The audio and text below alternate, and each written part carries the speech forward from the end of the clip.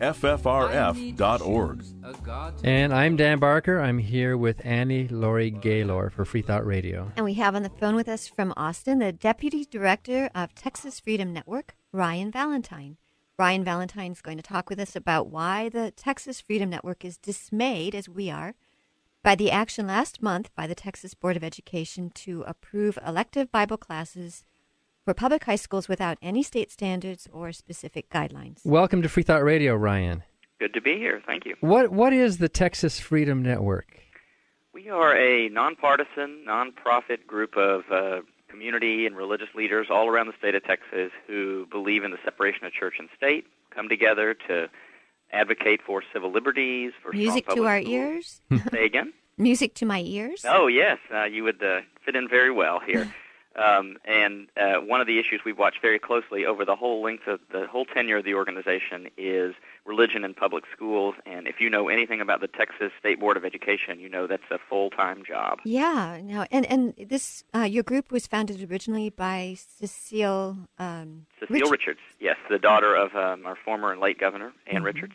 And primarily because Cecile was concerned about the disproportionate influence the religious right had in Texas government at all levels, and felt it was important that a mainstream voice and a voice of reason be brought to Texas politics. And now, I have TSN been... was born. Oh, I'm sorry. I have been watching with great interest and trepidation what's been going on with these Bible classes, and didn't they pass a law about a year ago to promote this first? That's correct. Last spring, early summer, the Texas legislature passed a bill encouraging the creation of Bible classes in our public schools. And that was a whole story in and of itself. The bill that was originally filed by one of the most conservative members of the Texas legislature, and that's saying something, would have required every single school district in the state to offer one of these classes, put no restrictions on content, and specified that the Bible could be the only textbook used in the classroom, set aside no teacher qualifications. It would have been a train wreck. And in some senses, cooler heads prevailed at the legislature here in Texas, and the bill was amended 10 times to take away some of the more onerous provisions of that bill. But it still passed with broad support in both our House and Senate here.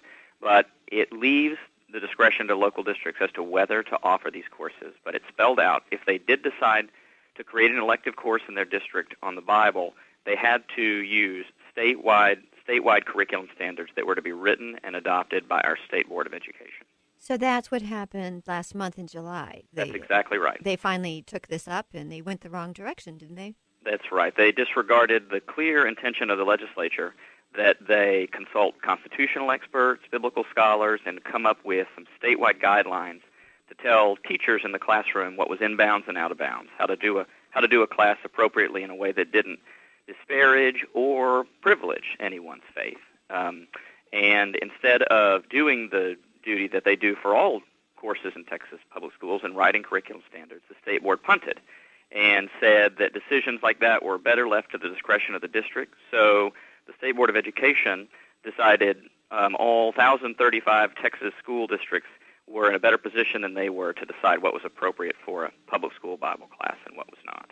Now, I know that there's some wording. I don't know if this was the wording in the bill itself or if this was the board's wording that the courses are not supposed to endorse, favor, or promote, or disfavor, or show hostility toward any particular religion or non-religious faith or religious perspective. That's correct. That was written into the bill. It sort of echoes federal religious protection language and what's in our state constitution. It was also passed by the State Board of Education, but as you well know, that's just words on a piece of paper. Right. When it comes to teaching these classes in a public school, my organization, the Texas Freedom Network, has done some extensive look at existing courses in the state of Texas that already existed prior to this legislation teaching Bible, and they regularly run afoul of those provisions. We found appalling examples of handouts that are given to children. This is actually in a Texas classroom, telling them Jesus Christ is the one and only way, encouraging them to establish a daily time of prayer and devotion and to meet God in prayer daily, and more alarming information about minority religions that were disparaged or treated as inadequate.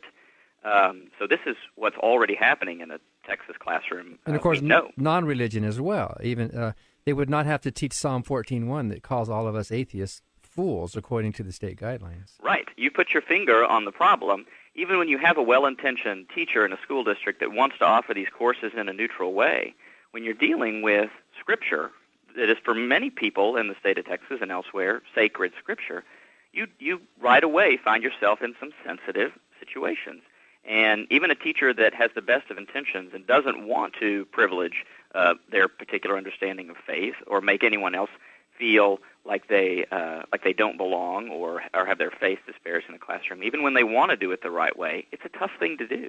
And that's why we were so insistent in talking to the legislature last year that there be some statewide curriculum guidelines written to help teachers that want to do a good job know how to do it. And that's exactly where the state board failed the children and the public schools of Texas. It seems to me that the wording that was adopted by in the act itself and by the board, that you're not supposed to show favor or disfavor toward any particular religion or religious perspective, that's a contradiction, because these are Bible classes. They're not studying, it's not comparative religion.